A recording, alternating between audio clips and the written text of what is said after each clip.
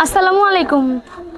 সম্মানিত সুপ্রিয় শ্রোতা মণ্ডলী, আসসালামু আলাইকুম। দেশ ও দেশের বাইরে থেকে যারা আমাদের ইউটিউব চ্যানেলটি দেখতেছেন তাদের সবাইকে আন্তরিক প্রীতি ও শুভেচ্ছা জানিয়ে শুরু করতেছি আজকের ভিডিও। দর্শক, আজকে আমরা আমাদের ভিডিওতে একজন অসহায় মানুষকে নিয়ে আসছি। তার জীবনে কিছু কথা আপনাদের মাঝে তুলে ধরবো। দর্শক, ভিডিওটা না টেনে সম্পূর্ণ দেখলাম, ফোন নাম্বারটি ভিডিওতে পাবেন। আসসালামু আলাইকুম। ওয়ালাইকুম আসসালাম। আসসালামু আলাইকুম। ওয়ালাইকুম আসসালাম। কেমন আছেন আপনি? এই তো আছি ভাই, আলহামদুলিল্লাহ আছি। ভালো আছেন? তোর নাম কি? মায়া। মায়া। পরিবারে কে আছে মায়া? আমার পরিবারে ভাই আমার নিজের মা মারা গেছে।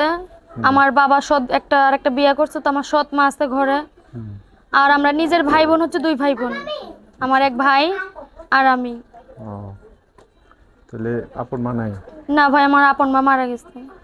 বাবা আছে, বিয়ে করছে না? হ্যাঁ ভাই, বাবা এখন একটা বিয়ে করছে, এখন সৎ মা এখন আমাদের তাড়ায় দিছে।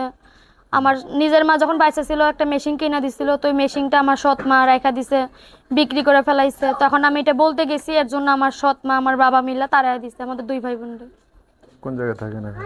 এখন আমি আছি ভাই ফুলবাড়িয়াতে। আলাদা বাসা ভাড়া করে? হ্যাঁ, আলাদা বাসা ভাড়ায় এখন আমি আলাদা থাকি, কারণ আমার সৎ মা তো তাড়ায় দিছে। মানে আগে একসাথেই ছিলেন? হ্যাঁ, আগে একসাথেই ছিলাম। আমি মেশিন চালে যা টাকা ইনকাম করতাম ওই টাকা ওনারা সব নিত। এদের ঘর তুলা দিছি, জায়গা কিনে দিছি, সেই মেশিন চালাই। এখন আমার এই ভাই রাস্তা তাড়ায় দিল। তারাই দিল কি জন্য? কি সমস্যা নাকি? সমস্যা যেটাই যে আমি ওই যে আমার মেশিনটা বিক্রি করছি, আমি শুধু এটা বলছি যে আপনি আমার মায়ের মেশিনটা বিক্রি করলেন কেন? এটা তো আপনি আমারে কিনা দেন নাই। তো এইটুকু বলছি, তো আমার আব্বু আসনে কাছ থেকে তো আমার আব্বুর কাছে বিচার দিছে যে তোমার মেয়ে আমার মুখে মুখে কথা বলছে। তো এটা বলছে, এটার কারণে আমার তাড়ায় দিছে, আমার বাবাও তাড়ায় দিছে, আমার সৎ মা তাড়ায় দিছে। এখন কি করতে চাচ্ছেন তাহলে? তারা এখন আমি ভাই চাই যে একটা মনের মতন একটা ছেলে যে আমার সুখে দুঃখে আমার পাশে থাকবে, আমার দায়িত্ব নিয়ে আমার পাশে থেকে আমার ছোট ভাইটাকে মানুষের মতন মানুষ করবে, আর আমার পাশে থেকে আমার একটা সেলাই একটা মেশিন কিনে দিবে। এরকম একটা মানুষ চান? হ্যাঁ, সে যেমনই হোক, সে জোয়ান হোক বা বিবাহিত হোক বা বয়স্ক হোক, যেমনই হোক, আমার তাতে কোনো সমস্যা নেই। আচ্ছা, যোগাযোগ করবে কিভাবে? যোগাযোগ ভাই, আমি যেই বাসাটা মানে ভাড়া নিছি, তো ওই আন্টির ফোনটা আমি নিয়ে আইছি। আমার তো ফোন না, এই ফোনটা আসিল সৎ মা রাইখা দিছে। আমার টাচ ফোন আসিল, তো সৎ মা রাইখা দিছে। এখন কি যোগাযোগ করবে কিভাবে তাহলে? এই তো যোগাযোগ করবো ভাই, আমি মানুষের ফোনটা নিয়ে আইছি। যদি কোনো ছেলে আমার পাশে থাকে, আমার দায়িত্ব নেয়, তো সে একটা ফোন কিনা দিলে তার সঙ্গে কথা বলবো। এখন তাহলে যোগাযোগ করার ব্যবস্থা নাই? হ্যাঁ আছে, একটা ফোন আজ আমি নিয়ে আইছি, বললাম যে বাসা আমি ভাড়া থাকি।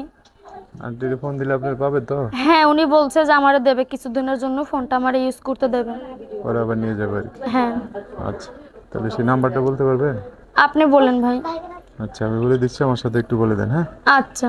দর্শক, মায়ের নাম্বারটা বলে দিচ্ছি, উনি আমার সাথে বলবেন। নাম্বার হচ্ছে 014 014 05 05 73 73 সরি 70 70 37 37 42 42। লাস্টে 42, এটাই তো না? হ্যাঁ, এটাই। দর্শক, নাম্বারটা আমি সুন্দর করে স্ক্রিনে লিখে দেবো, সেখান থেকে নিয়ে আপনার সাথে কথা বলে বিস্তারিত সব জানতে পারবেন। আচ্ছা, তো এই যে নাম্বার দিয়েছেন, কথা বললেন, দর্শক বাইরে কিছু কথা শুনছে, দর্শক বাইরে আরও কথা আপনারা এই নাম্বারে ফোন দিয়ে শুনতে চাইবে, শুনবে, তাদের সাথে ভালো করে কথা বলেন। হ্যাঁ, আচ্ছা ভাই।